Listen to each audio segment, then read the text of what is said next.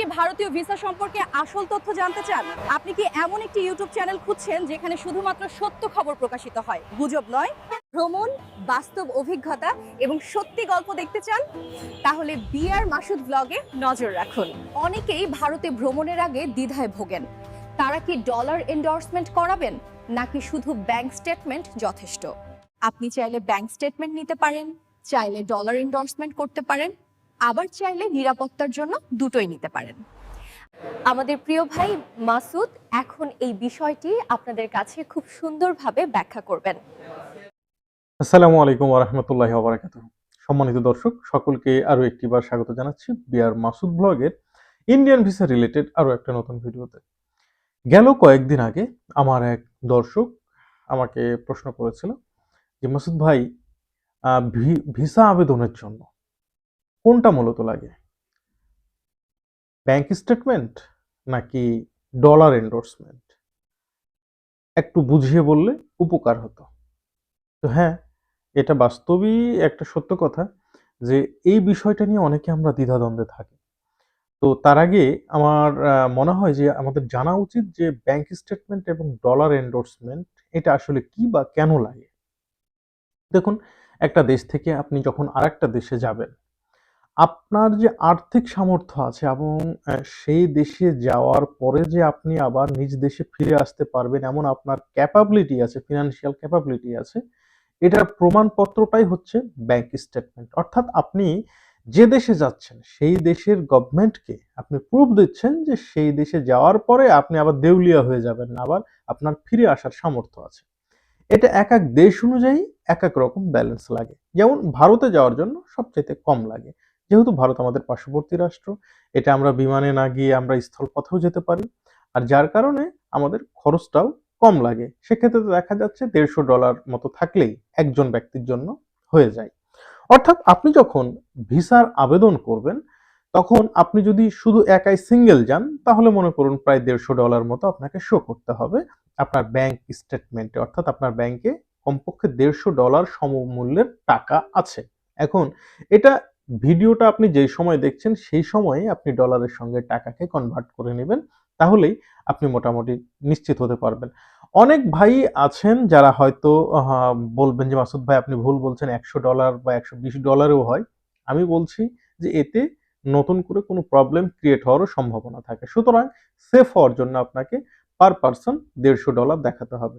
যদি এমন হয় আপনি আপনার ওয়াইফ আপনার বাচ্চা কাচ্চা সবাইকে নিয়ে 4-5 জনের টিম যাচ্ছেন, তাহলে প্রত্যেকের মাথা পিছু 150 কে গুণ করে যে পরিমাণে $150 গুণ করে যে পরিমাণে ডলার হয় তার বিপরীতে সেই পরিমাণ টাকা আপনার ব্যাংক অ্যাকাউন্টে দেখাতে হবে। এটা হচ্ছে ব্যাংক স্টেটমেন্ট। এখন কথা হচ্ছে যে ডলার এন্ডোর্সমেন্টটা কি? ডলার এন্ডোর্সমেন্ট হয় কিন্তু দুই ভাবে। আমার কথাগুলো একটু মনোযোগ সহকারে শুনবেন, তাহলে আশা করছি আপনাকে আর রিপিট কোনো কোশ্চেন করতে হবে না। প্রথমত ডলার এন্ডোর্সমেন্ট হয় হচ্ছে আপনি সরাসরি ডলার যেখানে বিক্রি করা হয় সেই সমস্ত জায়গায় বিভিন্ন ব্যাংক আছে বা সরকার অনুমোদিত বেশ কিছু হাউস আছে, ব্রোকার হাউস আছে, সেই সমস্ত জায়গায় আপনি গেলেন, তারপরে ডলার কিনে নিলেন। সাপোজ ইন্ডিয়া যাবেন আপনারা দুইজন, তখন আপনি $300 কিনে নিলেন এবং সেই $300 কিনে নেওয়ার পরে আপনার পাসপোর্টে একটা আপনি সিল মেরে নেবেন সেই কর্তৃপক্ষের কাছ থেকে যে কর্তৃপক্ষ আপনাকে এই ডলারটা দিয়েছে। এবং আপনি যখন ভিসা আবেদন করবেন তখন সেই সময় ডলারটাও সাথে নিয়ে যাবেন, আর পাসপোর্টের পিছনে তো আপনার সিল মারা থাকছেই। সো আপনার আর ব্যাংক স্টেটমেন্টের দরকার হলো না। ইভেন আপনি যখন আবারও ভারতে যাবেন তখন ওই ডলার এবং পাসপোর্ট তো আপনার কাছে থাকবে, ওই ডলারটাও আপনাকে শো করতে হবে। আপনার ইচ্ছা আপনি বিমানে যান বা স্থলপথে যান, এইটুকু আপনাকে কিন্তু শো করতে হবে। এটা গেল প্রথম।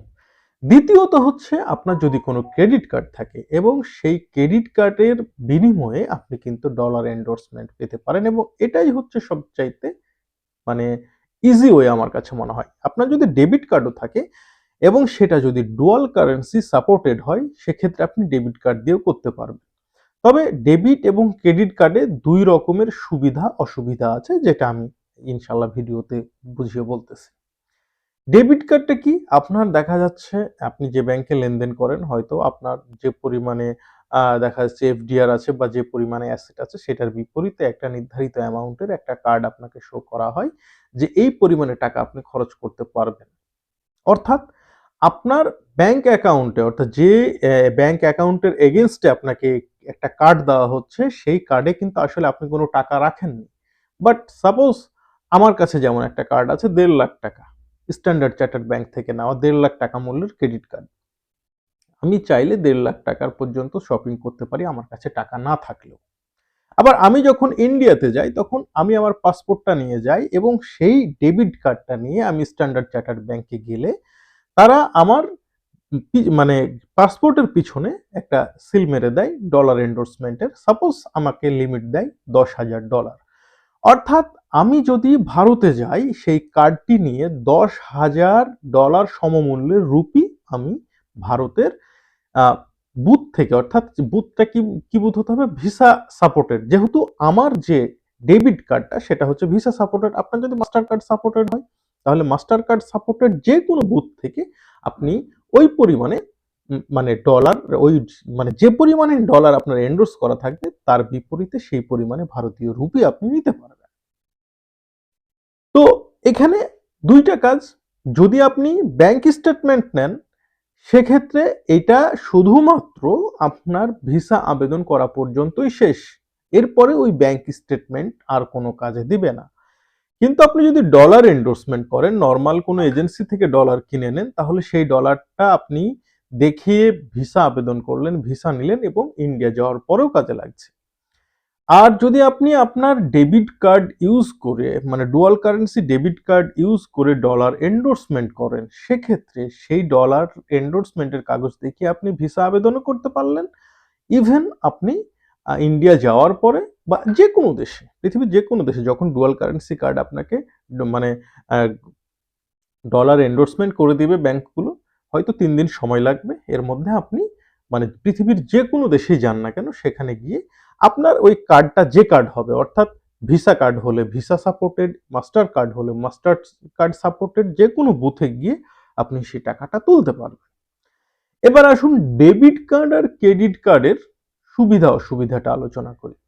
ডেবিট কার্ড হচ্ছে আপনার সেই কার্ড যে কার্ডটাতে আপনি বাংলাদেশ থেকে যে পরিমাণে টাকা নিয়েছেন সেই পরিমাণে টাকার এগেনস্টে যেই পরিমাণে ডলার হয় সেই ডলারের এগেনস্টে ইন্ডিয়া বা যে দেশে থাকবেন সেই দেশের মানে মুদ্রা আপনি নিতে পারবেন। সাপোজ আপনি আপনার কার্ডে ১,০০,০০০ টাকা আপনি মানে ভরলেন, ভরার পরে সেই কার্ডটা নিয়ে ইন্ডিয়া চলে গেলেন।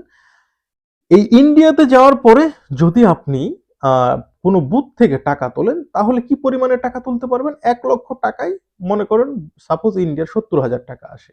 তো সেই ৭০,০০০ টাকা পরিমাণে তুলতে পারবেন। তবে এই ক্ষেত্রে যদি আপনি ক্রেডিট কার্ড নিয়ে যান তাহলে ক্রেডিট কার্ডে যদি আপনাকে ১০,০০০ টাকা এন্ডোর্সমেন্ট করে দেয় তার মানে আপনি আনলিমিটেড তুলতে পারবেন। তবে সেই টাকা অবশ্যই আপনাকে আবার দেশে আসার পরে পরিশোধ করতে হবে।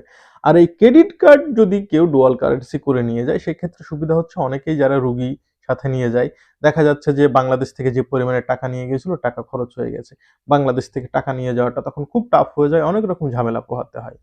তো এটাই হচ্ছে সুবিধা আর অসুবিধা। তবে একটা কথা মনে রাখবেন, আপনার ডেবিট কার্ড নেন আর ক্রেডিট কার্ড নেন, যে কার্ড নিয়ে আপনি ভারতের যে কোনো বুথ থেকে টাকা উঠান না কেন, চেষ্টা করবেন ওই বুথের সর্বোচ্চ পরিমাণে টাকাটা উঠানোর, কারণ প্রতি ট্রানজাকশনে প্রায় ৫০০ ভারতীয় রুপি মানে তারা কেটে নেয়, আর এটাই হচ্ছে তাদের প্রফিট আর কি। তো এই বিষয়টা খেয়াল রাখতে হবে, যদি ২০,০০০ টাকা সর্বোচ্চ লিমিট থাকে ২০,০০০ উঠাবেন, ১৫,০০০ থাকলে সর্বোচ্চ ১৫,০০০ এটাই উঠিয়ে নেবেন। তা না হলে আপনি যদি ৫০০ টাকা ওঠান দেখা যাচ্ছে ৫০০ টাকাই চার্জ কাটবে প্রতিবারে। তো আশা করি আপনাদেরকে বোঝাতে পেরেছি। সকলকে ধন্যবাদ। আসসালামু আলাইকুম ওয়া রাহমাতুল্লাহ।